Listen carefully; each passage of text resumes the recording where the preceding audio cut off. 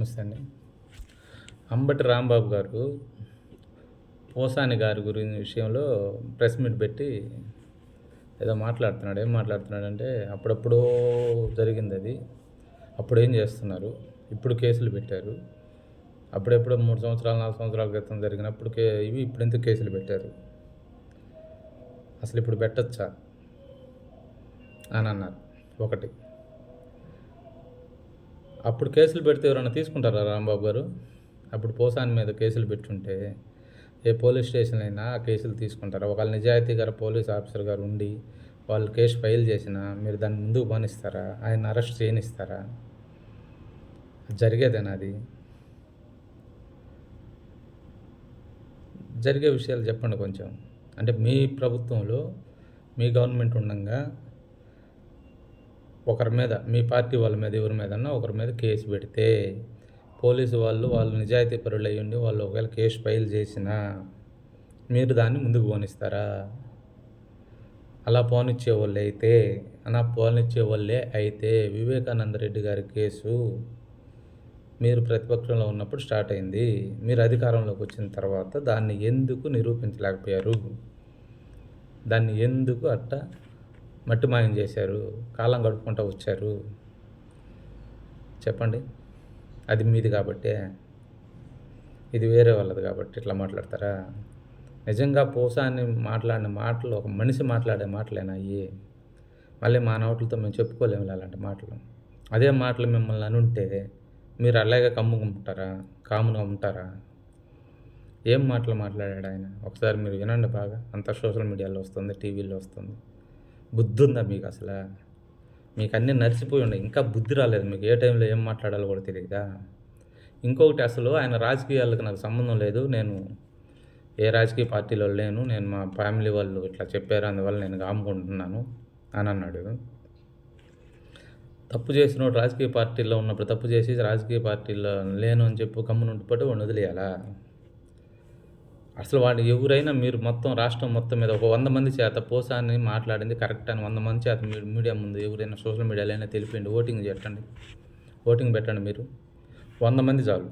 ఇన్ని లక్షల మంది ఉన్నారు కదా, ఒక 100 మంది అతను మాట్లాడింది కరెక్ట్, అతను అలా మాట్లాడచ్చు, దాంట్లో తప్పు లేదని 100 మంది చేత చెప్పించండి. అతని మీద కేసు లేదు, ఏమి లేకుండా మీ దగ్గరకు వచ్చి మీ కాలు పట్టుకొని క్షమాపణ కోరుతాం పోసాని గారికి, మీకు ఇద్దరికి. అయినా అసలు రాజకీయాల్లో లేను, నేను వదిలేశాను నన్ను రాజకీయాల్లో, అయినా నన్ను అరెస్ట్ చేశారని మీరు అన్నారు కదా, ఆయన అరెస్ట్ చేశారని. రాజకీయాల్లో లేని వ్యక్తితో మీకేం పని అసలు? మీరు రాజకీయాల్లో ఉన్నారు కదా, మీరు రాజకీయాల్లో లేకపోతే మీరు మాట్లాడితే దానికి అర్థం. ఆయన రాజకీయాల్లో లేడు, మీరు రాజకీయాల్లో ఉన్నారు కదా, మీరు వైసీపీలో ఉన్నారు కదా, మీకేం సంబంధం అసలు? ఆయన రాజకీయాల్లో లేడు, ఆయన అరెస్ట్ చేశారు, సరే అది మంచో చెడ్డో అతను అనుభవిస్తున్నాడు. మీరు రాజకీయాల్లో ఉన్నప్పుడు మీరు వైసీపీలో ఉన్నప్పుడు మీరు వైసీపీ నాయకుడిగా మీరు ఎందుకు మాట్లాడుతున్నారు? మీరు మాట్లాడకూడదు కదా అసలు. మీకు ఆయనకు సంబంధం ఏంది అసలు? ఇప్పుడు ఆయన రాజకీయాల్లో లేడు కదా, ప్రత్యక్ష రాజకీయాల్లో లేడు కదా, మీ పార్టీలో లేడు కదా, మీకు ఆయనకు సంబంధం ఏంది? మీరు ఎందుకు మాట్లాడుతున్నారు అసలు? మీరు మాట్లాడకూడదు కదా. మీరు కూడా రాజకీయాల్లో లేకుండా ఉంటే మీరు మాట్లాడవచ్చు. మీరు ఉన్నప్పుడు ఎందుకు మాట్లాడుతున్నారు? మీకు ఆయనకు సంబంధం ఏంది అసలు? మీకు సంబంధం లేదు కదా, ఎందుకు మాట్లాడుతున్నారు చెప్పండి.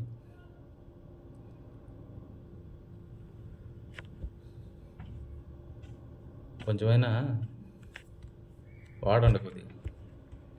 బుద్ధి జ్ఞానం తెచ్చుకొని అన్నీ మూసుకొని మీరు కాముకుంటే మంచిది, మీకే మంచిది, మీ ఇష్టం. తర్వాత మీరు కూడా మీ టైం కూడా దగ్గర పడుతుంది మీరు ఇలా వాగుతూ ఉంటే. తగుదనమ్మా అన్నిటికీ రావద్దని ఇంతకు ముందు కూడా ఒకసారి వీడియో చేస్తున్నాను నేను.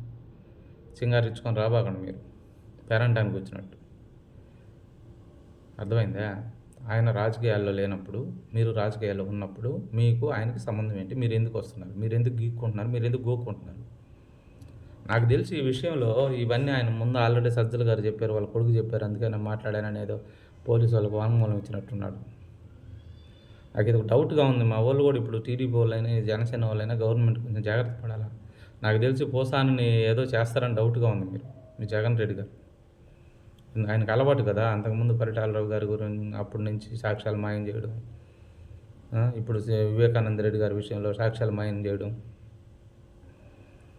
పోసాన్ని కూడా ఆయన వాళ్ళు చెప్పమన్నారు, వాళ్ళు చేయమన్నారు, వాళ్ళు మాట్లాడానంటే మాట్లాడానని చెప్తున్నాడు ఆయన పోలీసు వాళ్ళకి. అది నిజం అవుతుందో తెలియదు, అంత బయటకు వస్తుంది అది. అది కానీ నిజమై ఉంటే మీరు ఆయన్ని కూడా బతకనివ్వరు నాకు తెలిసి. నాకెందుకో గవర్నమెంట్ ఆలోచించాలి ఈ విషయంలో. కొంచెం జాగ్రత్త పడాలి. ఆయనకి ఫుల్ సెక్యూరిటీ అరేంజ్ చేయాలి. ఆయన జైల్లో పెట్టామని ఆయన మాట్లాడిన మాటలకి శిక్ష అనుభవిస్తున్నాడని సంతోషమే తప్ప, ఆయన అసలు పూర్తిగా ఎటు కాకుండా చేస్తాడేమో డౌట్‌గా ఉంది నాకు. ఆయన్ని తీసుకొచ్చి అసలు విజయవాడలోనే ఏడన్నా పెట్టండి. ఆడ కర్నూలు, కడప అటు వద్దు. గవర్నమెంట్ సీఎం గారికి, ఉప ముఖ్యమంత్రి గారికి, లోకేష్ గారికి అందరికి దయవుంచి నేను విన్నవించుకుంటున్నా. ఆయన కర్నూలు, కడప ఆ సైడ్ మాత్రం ఉంచొద్దు సార్. ఎందుకంటే నాకైతే నమ్మకం లేదు ఆయన బతకనిస్తారని. ఆయన్ని ఇమ్మీడియేట్‌గా ఇట్లా మార్చండి దయచేసి. మార్చి ఆయనకు ఫుల్ సెక్యూరిటీ అరేంజ్ చేయండి. జాగ్రత్తగా ఉంచండి.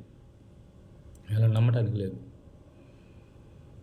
అది మాత్రం నాకు దగ్గర దగ్గర చాలా రోజుల నుంచి మనసులో పడిపోయింది. ఆయన పోసాన్ని అరెస్ట్ చేసినప్పటి నుంచి కూడా.